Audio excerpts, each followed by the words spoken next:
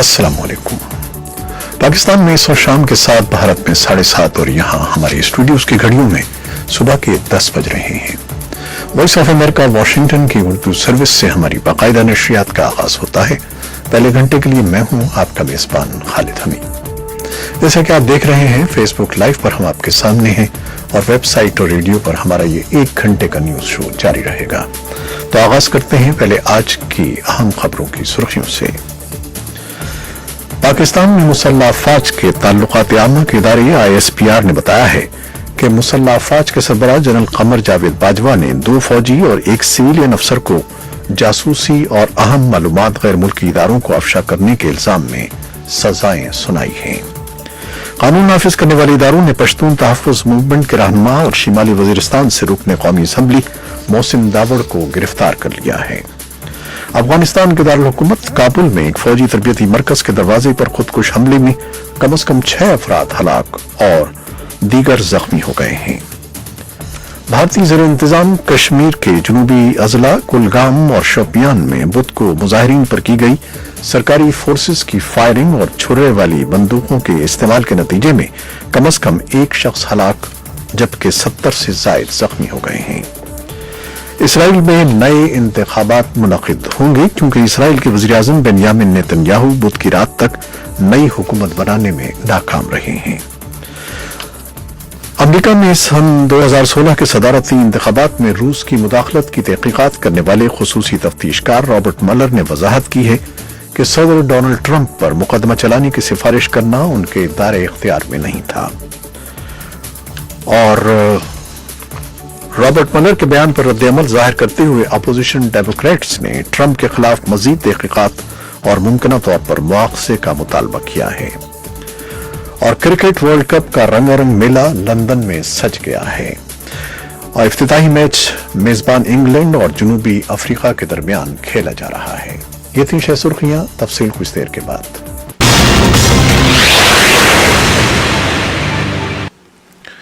خبریں تفصیل کے ساتھ۔ پاکستان میں مسلح افواج کے تعلقات عامہ کے ادارے ISPR نے بتایا ہے کہ مسلح افواج کے سربراہ جنرل قمر جاوید باجوہ نے 2 فوجی اور 1 سویلین افسر کو جاسوسی اور اہم معلومات غیر ملکی اداروں کو افشاں کرنے کے الزام میں سزائیں سنائی ہیں۔ ان میں پاکستان آرمی ایکٹ اور آفیشل سیکرٹ ایکٹ کے تحت ان کا الگ الگ مقدمات کے لیے فیلڈ جرنل کورٹ مارشل کیا گیا۔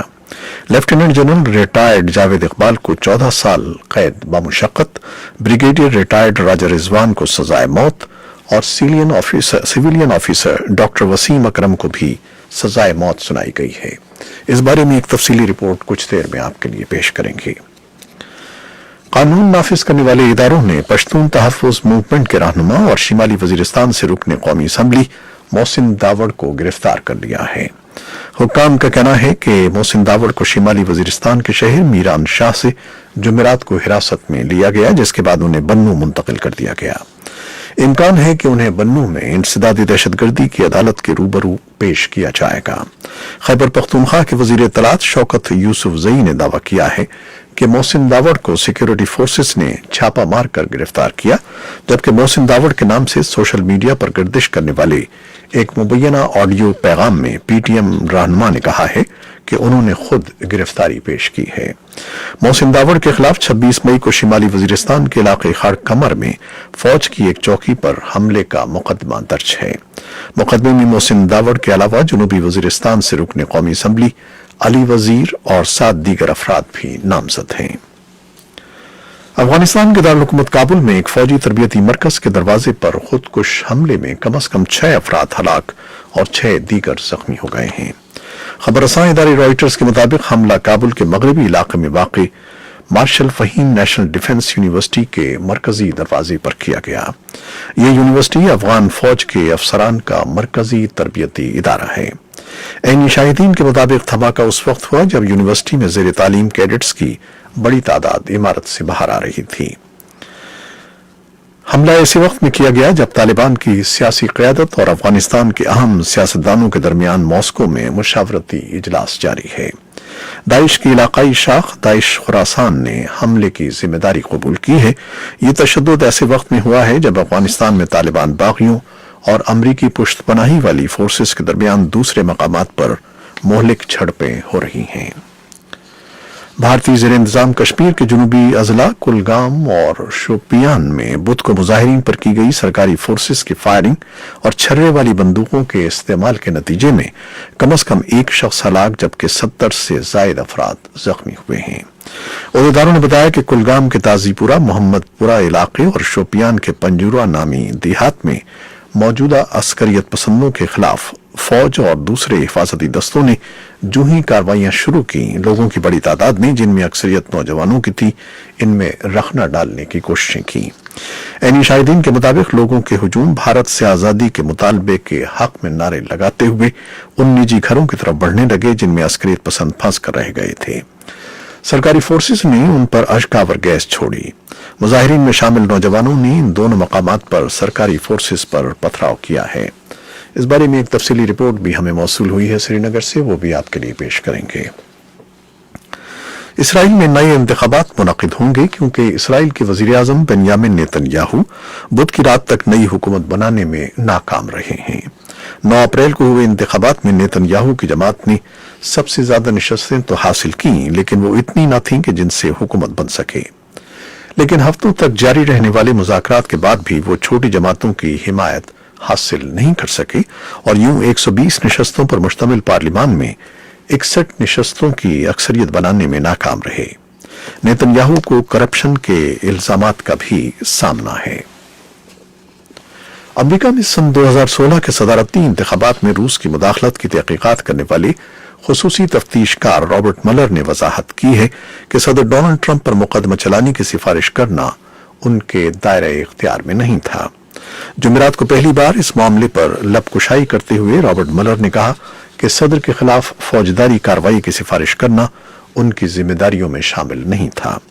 امریکی محکمہ انصاف میں ایک پریس کانفرنس کے دوران رابرٹ ملر کا کہنا تھا کہ صدر ٹرمپ کے خلاف انتخابات میں روس کے ساتھ ساز باز کرنے کے کافی شواہد نہیں ملے، لیکن انہوں نے صدر کو تحقیقات کی راہ میں رکاوٹ ڈالنے کے الزام سے بری نہیں کیا ہے۔